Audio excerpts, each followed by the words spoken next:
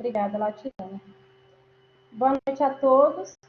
Meu nome é Juliana Markelli e vou apresentar o trabalho de conclusão de curso intitulado Análise in silico de variantes potencialmente funcionais no gene DGAT1 em bovinos, orientado pelo professor mestre Ricardo Oliveira Latino.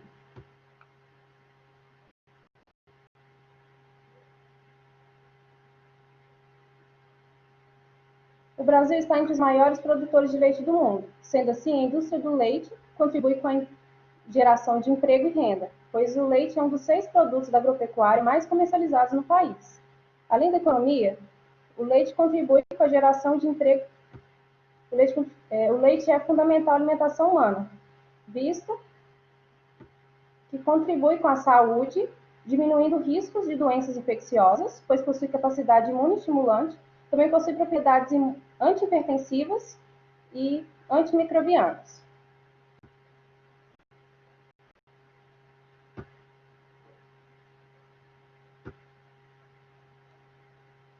A contribuição com a economia e com a saúde gera um aumento expressivo na demanda de produção de leite e acompanhar esse aumento com a produtividade dos rebanhos tem sido obstáculo.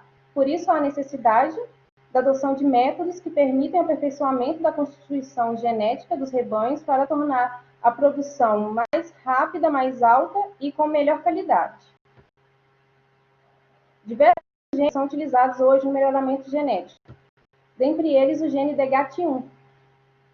Smith e colaboradores constataram que a ausência desse gene na glândula mamária de camundongos altera o metabolismo de triglicerídeos, tornando a lactação deficiente. Esse gene, em 2014, foi considerado padrão ouro em estudos de associações genômicas. Ele está localizado no cromossomo taurino autossômico 14, possui 91 variantes genéticas identificadas e 8 delas possuem repercussão funcionais já descritas na literatura. O gene DGAT1 é responsável pela codificação da proteína diacilglicerol aciltransferase 1. Essa proteína é responsável por catalisar a reação que produz os triglicerídeos, que é a junção da molécula acilcoenzima A com o diacilglicerol.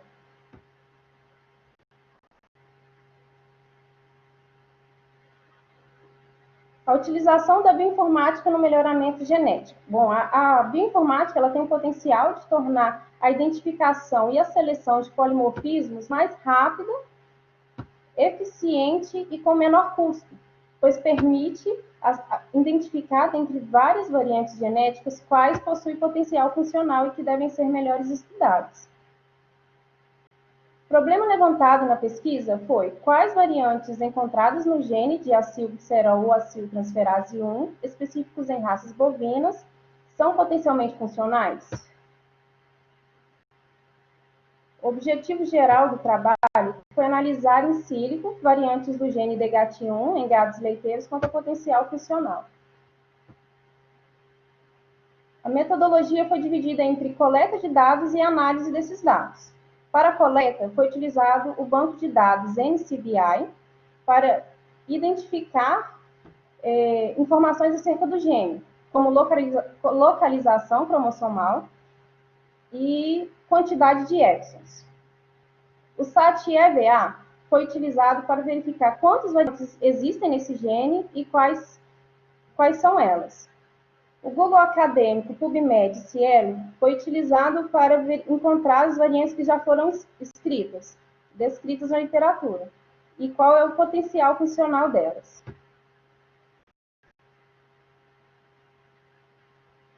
Para análise de dados, essas variantes encontradas no gene foram divididas entre diferentes grupos para análises diferentes. O primeiro grupo foi composto por variantes intrônicas. Essas foram analisadas no programa HSF 3.1 para verificar a criação ou abolição de sítios de branquicides e sítios de splice alternativos. O segundo grupo, composto por variantes exônicas. Essas variantes passaram pelo programa SHIFT para avaliar o impacto da substituição do aminoácido e o programa Codon-Z para avaliar a substituição o impacto da substituição do códon. O último grupo formado por todas as variantes. Então, todas as variantes passaram pelo programa Keton-QTL-DB para verificar quais variantes estão presentes em QTL. O programa Miranda foi utilizado para verificar se essas variantes encontradas no gene criam ou abolem sítios de ligação de microRNAs. O programa SR-Browse foi utilizado para verificar se as variantes do gene LIGAT1 estão presentes em regiões conservadas evolutivamente. O programa Mulan foi utilizado para verificar se as variantes estão presentes, afetam ou não nucleotídeos conservados evolutivamente. Elas também passaram pelo programa HSF 3.1 para verificar a criação ou abolição de sítios splice alternativos e branch sites, e todas as variantes passaram pelo filtro de exclusão.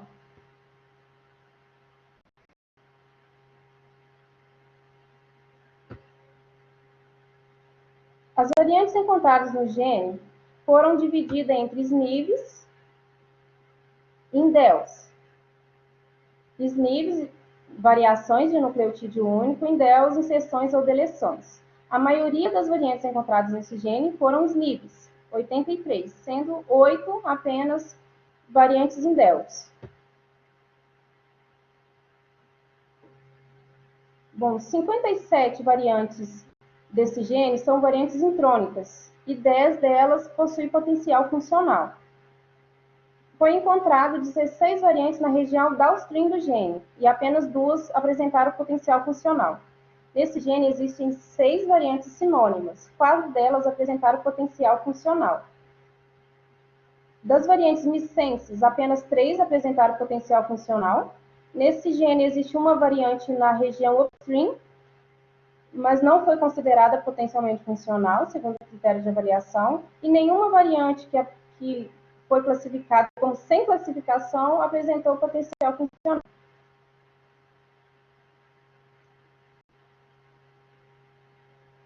Todas as variantes encontradas no gene estão localizadas com QTL, o que quer dizer que todas as variantes encontradas no gene estão relacionadas ao rendimento do leite, percentual de gordura e proteína. Entretanto, elas não estão somente associadas à produção de leite, como a taxa de marmoreio, que é relacionada à maciez da carne, taxas de fertilidade e também solidez estrutural, de pernas, pés, pênis e prepúcio.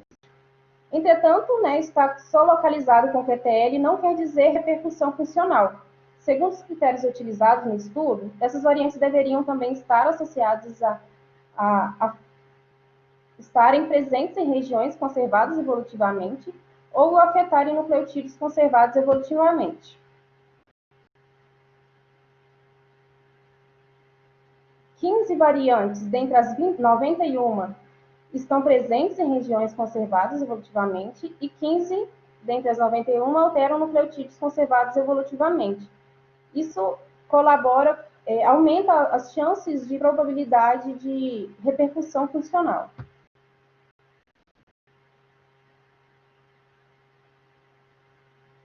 Quanto às variantes missenses, essas 3 possuem potencial funcional, foram consideradas potencialmente funcionais, visto que causam a substituição de um aminoácido por outro.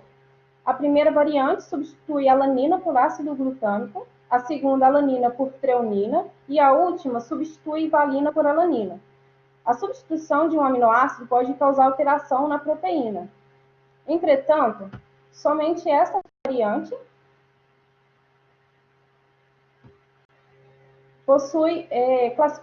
foi classificado como resultado não tolerável pelo Shift, o que quer dizer maior probabilidade de repercussão funcional. Além da substituição do aminoácido, essas variantes estão inseridas no domínio proteico MVOAT.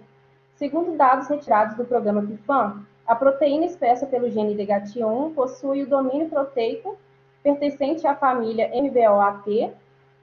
Esse domínio proteico está associado a proteínas de membrana plasmática. O domínio proteico aumenta a probabilidade de repercussão funcional, visto que é a região mais densa da proteína.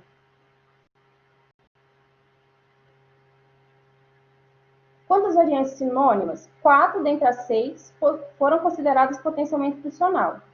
Essas variantes foram analisadas quanto à substituição de códon e a diferença da frequência do códon substituto para o códon original. Isso é importante porque há diferentes quantidades de RNA transportadores dentro das células. O que quer dizer que se houve a troca de um códon mais frequente por um menos frequente, pode causar o retardamento da síntese da proteína. Entretanto, essas 4 variantes apresentaram a frequência muito baixa em relação ao códon original. Então, elas foram classificadas como potencialmente funcionais, visto que elas estão presentes no domínio proteico, MVOAT, estão presentes em regiões conservadas evolutivamente e afetam nucleotídeos conservados evolutivamente. Quanto à criação ou abolição de sítios de ligação, apenas uma variante desse gene criou um sítio de splice alternativo. Os sítios de splice alternativos contribuem para a variação da expressão do gene, porque contribui para diferentes combinações de exons, o que resulta em proteínas diferentes. Nenhuma variante encontrada no gene alterou branch sites, e apenas uma variante desse gene criou sítios de ligação para microRNAs. Entretanto, esses microRNAs, eles não foram encontrados em bancos de dados, sendo essa considerada como não funcional.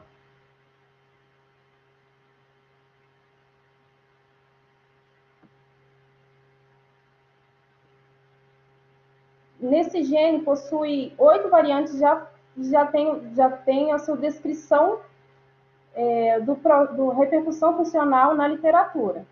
A maioria dessas variantes estão relacionadas com a produção de leite.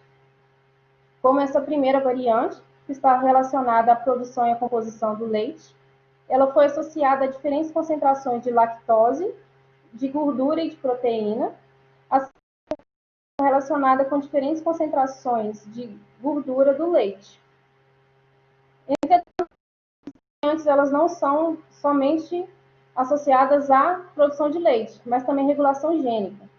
Essa terceira variante, além da composição do leite, provoca alterações na expressão do RNA mensageiro.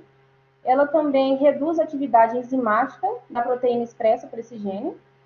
E ela também está relacionada à gordura muscular, diferentes concentrações.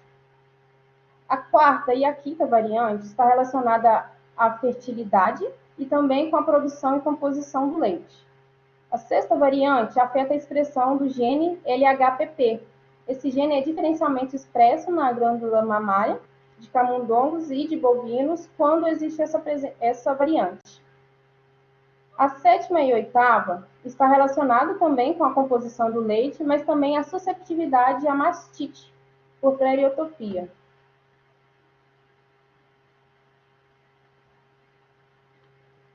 Concluo que as variantes apresentadas pelo estudo, elas foram selecionadas como candidatas interessantes a investigações futuras, pois elas apresentam um potencial funcional, podendo ser utilizadas em estudos de associações genômicas e funcionais.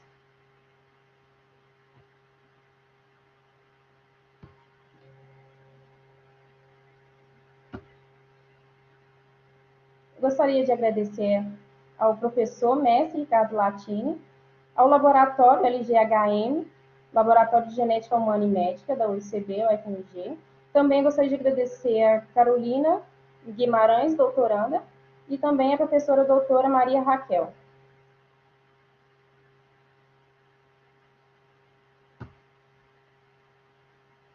Ok. Juliana, obrigado pela apresentação, já te dou os parabéns, tá? E obrigada. Vou passar agora estrategicamente para a Letícia, só pensando na questão específica de cada um, da Letícia e da Fabiana, tá? E Letícia, eu agradeço a presença aqui para contribuir com o trabalho da Juliana, tá? Aí você fica à vontade e depois a gente vai para a Fabiana. Ok. Vou botar meu vídeo aqui, porque eu acho que dá um ar de que eu estou aqui do outro lado, sabe? Eu gosto de uma carinha. Se ficar ruim, eu tiro, tá, Juliana? Obrigada pelo convite. Primeiro, eu queria dizer que é um prazer estar participando da sua banca, pelo carinho, por toda a trajetória aí que eu tenho com a professora Maria Raquel, a gente já se conhece há alguns anos, vou dizer alguns, né? Porque senão fica meio chato aí. E assim, eu tenho muito orgulho mesmo de hoje estar colaborando com ela, com o grupo dela, porque eu sei o quanto que vocês aprendem, o quanto que o laboratório é importante aí na formação de vários alunos, como foi para mim. E olha que eu nem era do laboratório dela. E assim, mais ainda o prazer de saber que as suas orientadoras do seu trabalho acadêmico é a Carol e a Raquel, né? A Carolzinha foi minha aluna. Então, assim, é muito bom ver assim os filhotinhos da gente alçando voos, né? E a Carol tá brilhando aí, que eu sei. Então, assim, eu tenho algumas contribuições para você, Juliana, mas é mais relativo a quem está lendo um trabalho e que não escreveu esse trabalho. Então, a gente começa a ver algumas questões. Só para entender, seu nome não aparece no meu documento, não aparece nome de autores, por quê? Existe alguma norma institucional que eu não conheço? No documento que eu enviei para você? Não tem nome de ninguém. Nem seu, nem de ninguém. Na verdade foi com o meu. Ah, tá. Então talvez até tenha algumas coisas que eu vá pontuar que você talvez está com uma outra versão e já até corrigiu. Bom, eu acho, primeiro aí, começando pelos algumas... Eu vou passando aqui o documento e você ter compartilhador, porque eu tive um problema com o Word, então eu comecei até metade num arquivo e continuei no outro, tá? Então eu acho que, primeiro, o seu resumo, ele merece um pouco mais de cuidado. Eu achei que você, na tentativa de fazer um resumo bem resumido, ele foi meio que degolado, assim. Por exemplo, lá na sua linha, de baixo para cima, você fala assim, por meio de um fluxograma de bioinformática previamente desenvolvido. Previamente desenvolvido por quem? Já é um fluxograma estabelecido no laboratório? Já foi previamente desenvolvido, por exemplo, foi o fluxograma de um trabalho já publicado? Então, acho que vale a pena referenciar isso aqui.